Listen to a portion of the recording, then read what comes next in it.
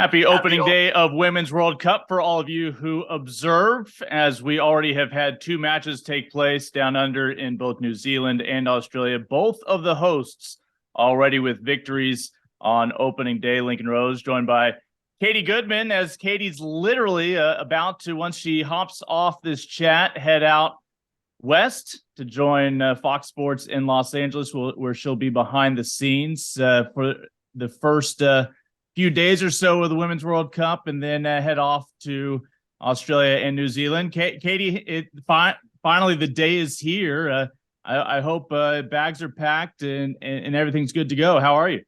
Oh man, the bags are the most complicated part because I'm going to two different climates. And so I have two checked bags, which are full to the brim. So I'm still in the phase of decluttering, and I went through last night and did it again. I'm gonna go through it again right before I leave and see what all I can leave behind. But you gotta look good when you're out there, when you're over there. So I've got all the shoes and the bags and the jeans and the whatever, but I need to take it down a notch. Let's just say that. But I'm excited. I'm so pumped. When I get there, I land and I'm planning to go straight to Fox and just start studying and shadowing. And, I think a lot of people are confused at what I'm doing. They think maybe I might be there on the journalistic side or hired. I'm not. I'm just there to shadow and learn, observe from the best. And so I'm more excited for that.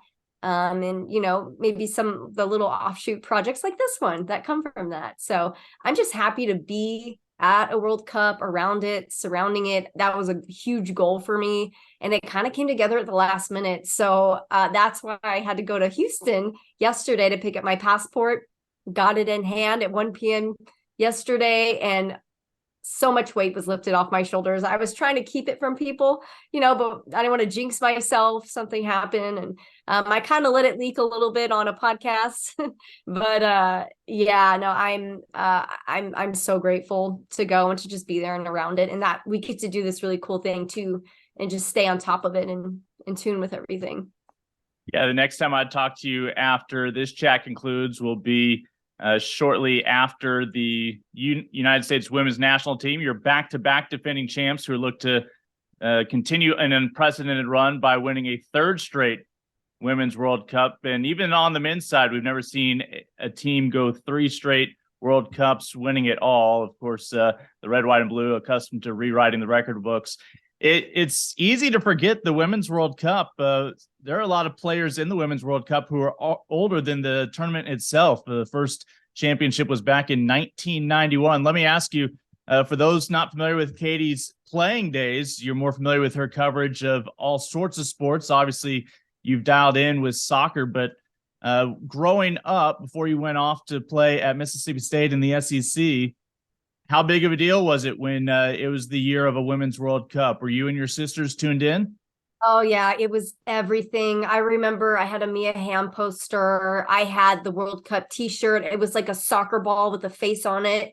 Super 90s, obviously. I had like all the girl power soccer t-shirts. I was such a tomboy, and my sister is 13 years older than me. So she really led the path. She was part of the first program at Mississippi State. And so we look at how far soccer has come, right? It's now the biggest female sport in the world, and especially here in the United States.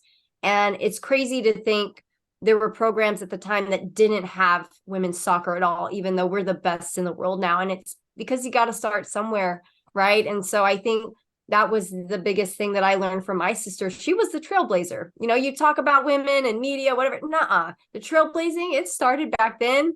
Got to keep it going, right? But yeah, it was huge for me because of who I had around me, surrounding me. Now it's kind of everywhere because they're so good, right? But they had to get there to get that kind of recognition. But so many other sports have followed suit. I talk about this all the time with the WNBA coming in close, women's college basketball, all of that following suit. And I think a big part of it is because of what the U.S. women's national team has done for sports in the women's world. It was an incredible moment back in the day. And you see Brandi Chastain ripping her shirt off, and you're just like, wow, like, that's a thing. Like, girls can rip their shirt off and swing it around their head, like you don't think of stuff like that when you're a kid, but you're like, that's cool. So yeah, I'm I'm excited for this one too. So much young talent. I think last World Cup, we had the Carly Lloyds, Abby Wambach's leaving. It's kind of the last of what I felt like was that generation. I know Carly Lloyd came along much later than, of course, Mia Hamm and everyone, but I still felt like she had that kind of like core culture that was there in the beginning. And now I feel like this team this year is a whole new culture. So much young talent. Of course, you have Becky Sauerbrunn is, the one OG on the team. But I think there's a lot to learn. And you were saying it's going to be really hard to do it 3 times back to back. Yeah. You're right. And with young talent, new, fresh talent at that.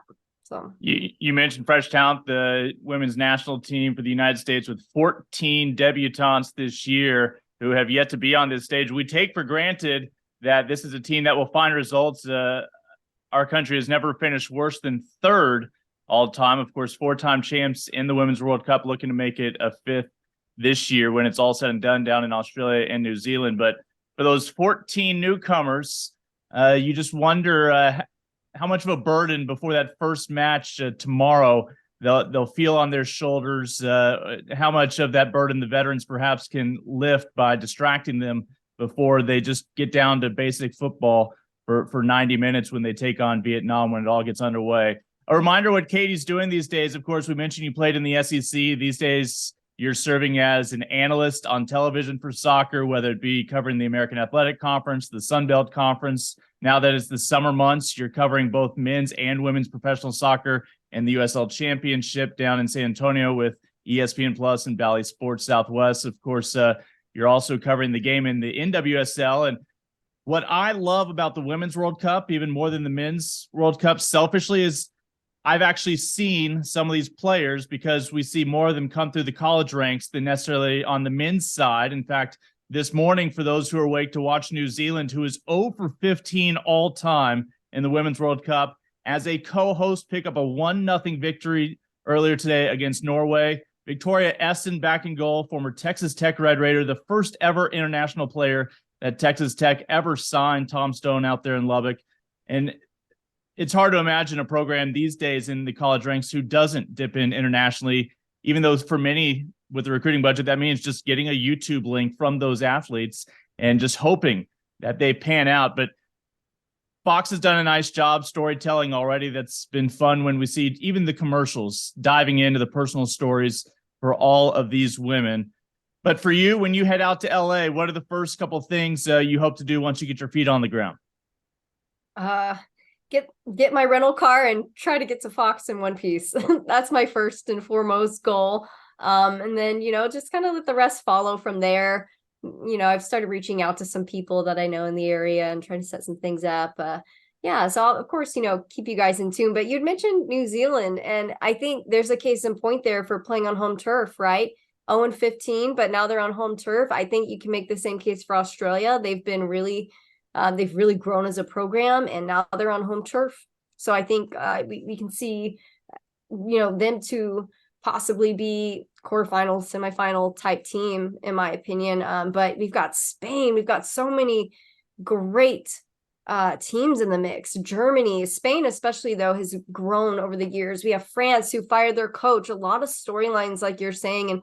And Fox has done a great job, not only on TV, but with their digital platform. I think one of my favorite things is watching the players' personal stories. And there was a post the other day where they read letters from their family and everybody's crying. And then I'm crying and I'm like, I don't even know these people personally. And I'm super invested, And then I have to mention too, before we get off of here, is Alyssa Thompson. She played semi-pro in the same league that I did. And my team played her team in the national championship when I played for the Athenians. And I will never forget how fast her and her sister were on that field. I mean, they were so fast that you're like, what do we even do? Like, how do we handle or manage this situation? And then that mixed with technical ability, the IQ, you could see it from a mile away. And her sister Giselle is also really, really good. And so I wouldn't be surprised if maybe she pops up somewhere along the line. But Alyssa Thompson really is, I think, a prodigy and has been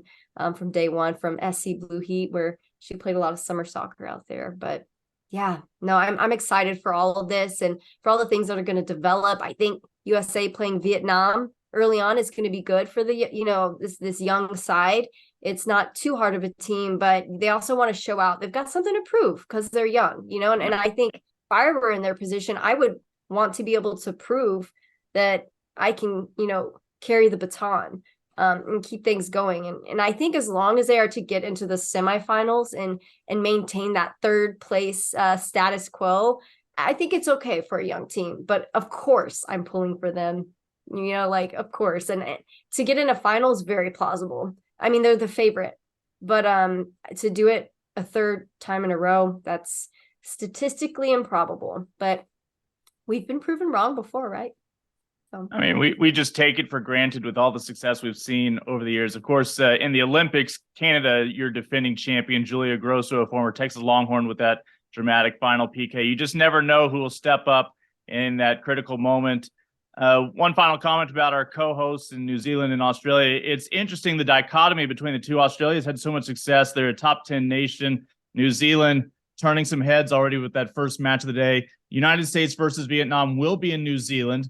New Zealand just got done putting 42,000 fans in that stadium for the New Zealand win. That's the largest crowd to witness any men's or women's soccer match ever in New Zealand. And we will see whether those numbers come out just to witness the defending world champions of the United States when so many of those marquee names take the field. So again, talking to Katie Goodman, as first she is LA bound later on today. We're talking on Thursday. For those of you listening on Twitter Spaces, we are also recording this, and it will be up on YouTube as well later today, as will all of our chats throughout the week. Katie and I will make it a point to catch up after each United States match, and we'll try to sprinkle in some additional updates as well along the way as United States tries to continue this journey for that unprecedented third straight, nothing that the men nor women have ever seen before.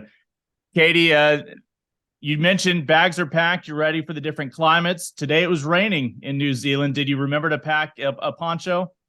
No, but you know what? I got a puffer. I got one of those puffer jackets. And you know what's funny? I checked the weather in Australia yesterday because the Fox studio is in Sydney. So I'll be there in Sydney, and then I'll probably catch a couple of other games that aren't U.S. women's national team games. I might pop over to New Zealand to see if I can, figure something out and get into a match there. But right now I'm just focused on getting to the studio and then kind of game planning from there. But I checked the weather in Sydney, and it was supposed to be like between 60 and 40. So I had all these huge jackets and layers packed. And I look, it's 69 degrees. And I'm like, okay, this is definitely a Texas summer over there. So I took out a couple jackets, which definitely helped with the weight issue. And now I'm packing in layers, but thinner layers. So we'll see how it goes. Never know. If it's anything like Texas and the weather has mood swings, then that's going to be complicated. So I'm packing for you're leaving a couple of your dogs behind, so we'll make sure to put this up on YouTube quickly so that they can just have it on repeat playing on their TV to keep them occupied for the next several weeks. There you go. I tried to buy their affection with toys before I left. I'm going to give them toys before I leave, and then toys when I get back, and maybe they'll forgive me. You can find her on all the socials at I'm Katie Goodman. I am Katie Goodman, Katie. Again, we look forward to chatting with you, Katie. I hope the boarding process goes smoothly on your flight out to LA, and we look forward to when you transition over to Australia and New Zealand as well. Yep, I'll keep you guys stay in tune and just follow the IGs and here on Twitter, and I'll give you all the updates. All right, next time we'll be talking to Katie will be after the United States' first match against Vietnam. That'll be again in New Zealand later on tomorrow, Friday night. It's a busy weekend with the Women's World Cup and a lot of things going on here in the United States as well. But look forward to catching up with Katie coming up here in a little over 24 hours. Katie, talk to you soon. All right. See you soon.